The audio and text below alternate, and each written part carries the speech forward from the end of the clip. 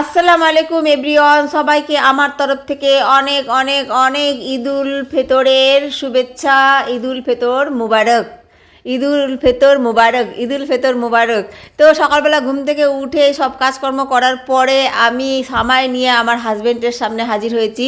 আমার হাজব্যান্ড খুব তাড়াতাড়ি করে খাচ্ছে আর বলছে এখনই সময় হয়ে যাচ্ছে, মানে ওদিক থেকে মাইকিং করছে যে সবাই হাজির হও।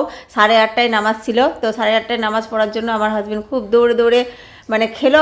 এরপর আমার হাজব্যান্ডের কাছ থেকে সালামি চাইছিলাম, তো সালামি মাত্র আমাকে 20 টাকা দিচ্ছিল।